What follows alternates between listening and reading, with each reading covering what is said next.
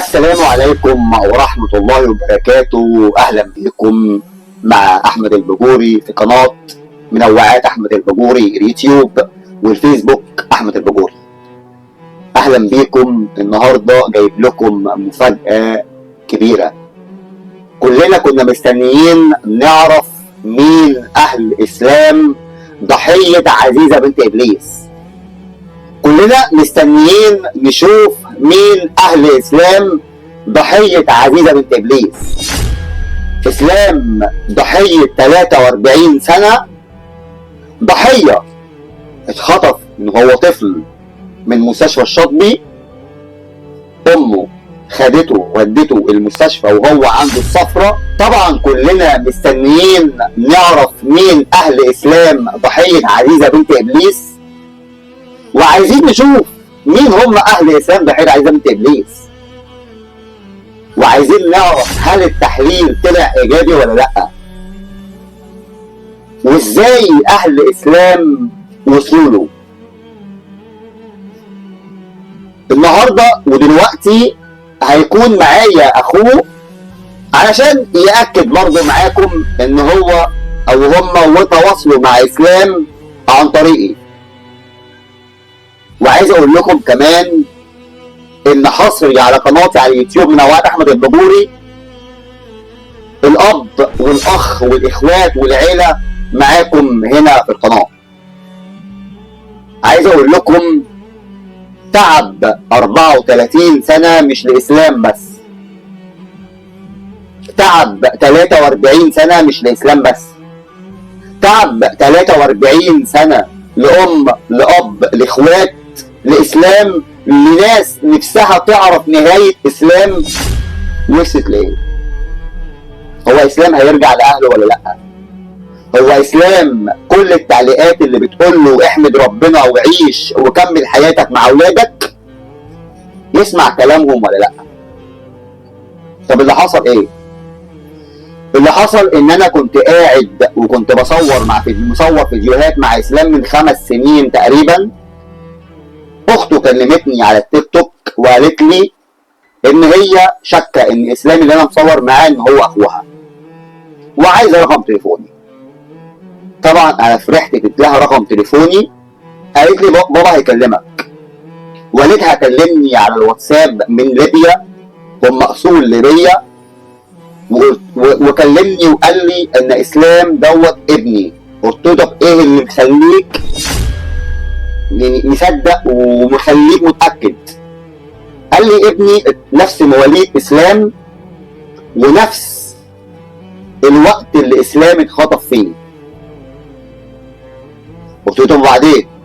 قال لي ابني كان عنده الصفرة ودخل مستشفى الشاطبي في اسكندرية، وتقريبا ابني اتخطف في الوقت دوت، فإدارة المستشفى خافت تقول لنا الموضوع دوت، وجم قالوا لنا ان اسلام مات اللي هو اسمه محمد الحقيقي.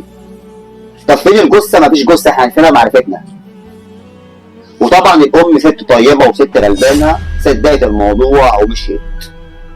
وبعد فتره وبعد سنين بداوا يشوفوا اسلام مع اسلام في الفيديوهات، ومن ضمن الفيديوهات اسلام شافوه معايا.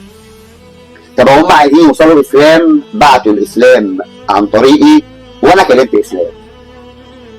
بعت له كذا رساله ورنيت عليه، تليفونه كان مقفول، ولما فتح تليفونه قلت له الحقني يا اسلام، اهلك تواصلوا معايا. قال لي ما انا عملت كام و50 تحليل ما صدقش. قلت له انا مصدق. والدك قال لي حاجات وبعت لي صور بتقول ان هو والدك. قال لي انك انت اتخطفت وانت صغير، وقال لي كمان انك انت قالوا انك انت مت، يعني مفيش جثه، يعني سهل انك انت تتخطف ومفيش جثه. قال لي بعت لي الصور، بعت له الصور سكت. قال لي صدق فعلا ان هم شبهي. قال لي تصدق فعلا ان انا حاسس، اول مره احس بصوره، وانا كمان اول مره احس. احس بالجمال اللي شفته في اسلام واهل اسلام، الناس الطيبين الجمال. وطبعا اسلام تواصل مع الاب وتواصل مع الاهل، وبدأ يقول لي يوم عن التاني انا مرتاح قوي. قال لي يا احمد انا مرتاح مع الناس ديت وحاسس ان هم اهلي. وسبحان الله عمل التحليل، عمله بره مصر والتحليل طلع ايجابي. التحليل طلع ايجابي، واسلام عمل بث مباشر لايف على التيك توك وكان معاه اخواته، كان طاير من الفرح. وانا كنت عامل لايف مع اخوه، مع ابن اخوه في ليبيا، اصول ليبيه، معاهم جنسيه مصريه، ناس طيبه وناس جميله، جزارين. احلى تحيه لجزارين ليبيا وجزارين مصر، تحياتنا ليهم.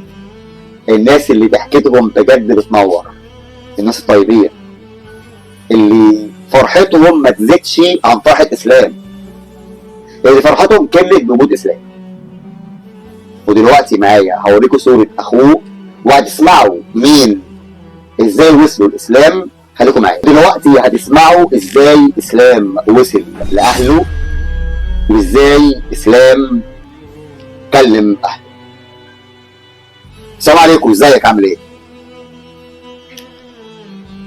عليكم السلام ورحمة الله. استاذ احمد حبيبي يا بره، احنا عايزين الحمد لله، احنا عايزين نقول للناس انت ازاي وصلتوا الاسلام.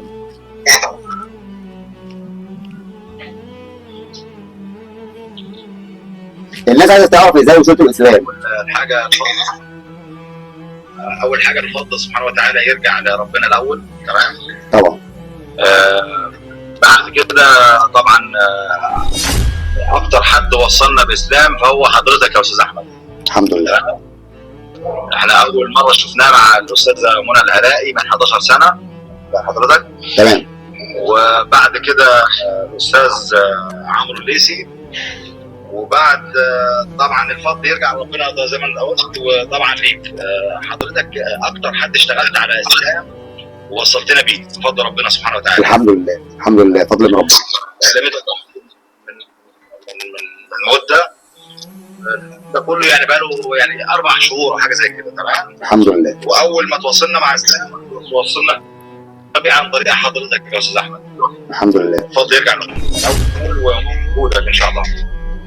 فضل يا ربنا والحمد لله. وكل خير. 43 سنه ترجع لنا اخونا يعني بفضل ربنا سبحانه وتعالى. فضل ربنا يعني سبب رئيسي، سبب ربنا سخرك انك انت تشتغل على الموضوع ده يعني، وجزاك الله خير. الحمد لله، ربنا كبير، الحمد لله، ربنا يبارك لك.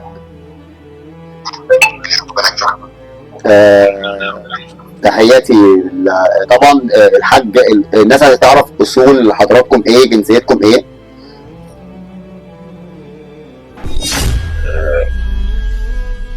الاصول ليبيا. تمام. وليبيا بالتحديد من الجبه، تمام؟ تمام. وجزارين، مواليد مصر. تمام. مواليد مصر، الجد يعني يعتبر الثالث مواليد مصر، هي مصر صغير، تمام؟ تمام. ويشرفني حضرتك ان انا اكون ليبي ومصري الاثنين. يشرفنا جميعا. ده يشرفني يعني. شرفت جميعا. الوالد والوالده ليبيين صح؟ ليبيين. تمام.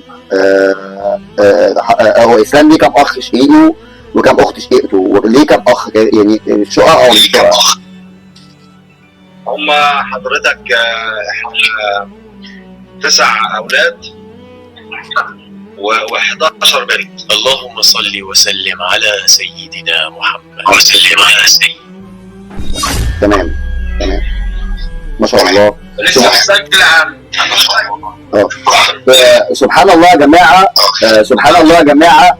اسلام كان بيدور، سبحان الله يعني، كان اسلام كان بيدور على اخ واحد، ربنا رزقه ب20 اخ واخت. كان بيدور على عيله، ربنا رزقه بجنسيتين، ليبيه ومصريه. اسلام ربنا عوضه.